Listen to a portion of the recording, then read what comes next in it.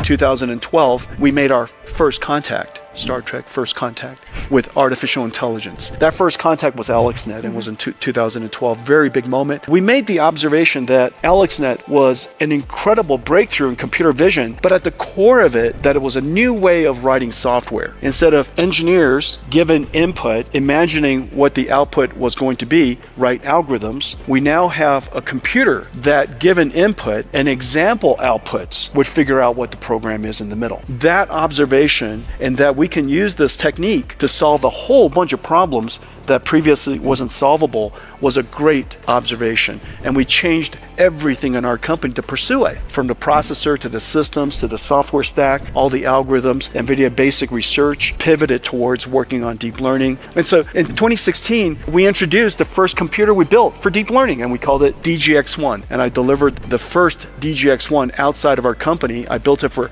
NVIDIA to build models for self-driving cars and robotics and such, and generative AI for graphics.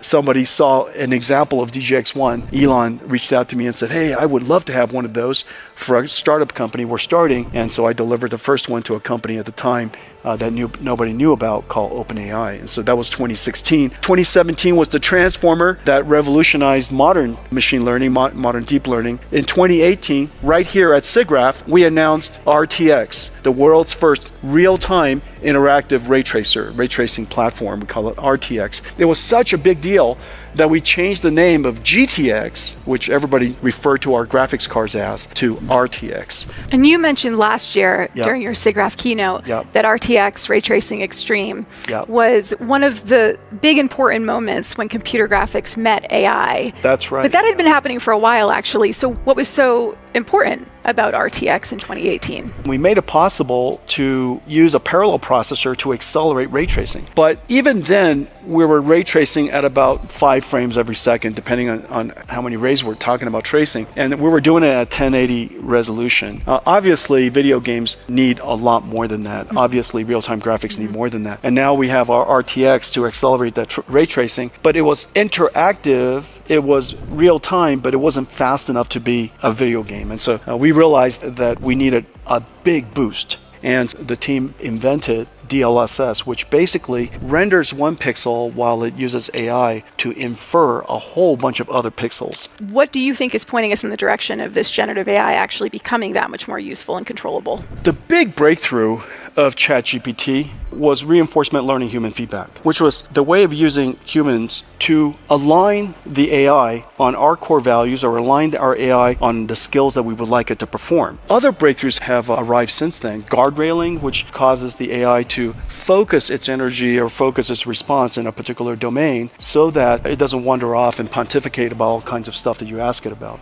The third breakthrough is called retrieval augmented generation, which basically is data that has been embedded so that we understand the meaning of that data. And you think that is one of the most important factors? These three combinations really made it possible for us to do that with text. Now, the thing that's really cool is that we are now starting to figure out how to do that with images. Visuals. And so this is a text to 2D image. Here's a prompt, and this could be a prompt for somebody who owns a brand. In this case, Coca-Cola. It could be a car. It could be a luxury product. It could be anything. However, it's hard to control this prompt, and it may hallucinate. It may create it in such a way that is not exactly what you want. We create another model, and it's Edify 3D, one of our foundation models. We've created this AI foundry where partners can come and work with us, and we create the model for them with their data. We invent the model, and they bring their data, and we create a model that they can take with them. This is a retrieval augmented generative AI, and we've created this digital human front end, basically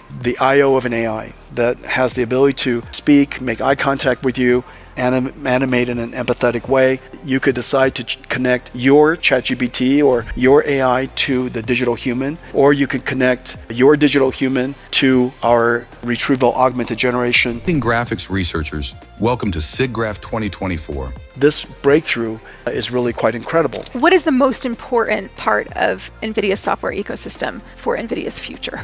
It takes a new library, we call it DSLs, domain-specific library. In generative AI, that DSL CSL is called cuDNN. For SQL processing data frames, it's called cuDF. We got a whole bunch of coups. Every single time we open up a new market, it just requires us to reinvent everything of that computing. That's the reason why we're working on robotics. That's the reason why we're working on autonomous vehicles, to understand the algorithms that's necessary to open up that market and to understand the computing layer underneath it so that we can deliver extraordinary results. According to some research, ChatGPT, a single query takes up nearly 10 times the electricity to process a single Google search. Data centers consume 1 to 2% of overall worldwide energy, but some say that it could be as much as 3 to 4%. Some say as much as 6% by the end of the decade. Data center workloads tripled between 2015 and 2019. That was only 2019. AI, generative AI, is taking up a large portion of all of that. Is there going to be enough energy to fulfill the demand of what you want to build and do? Yes.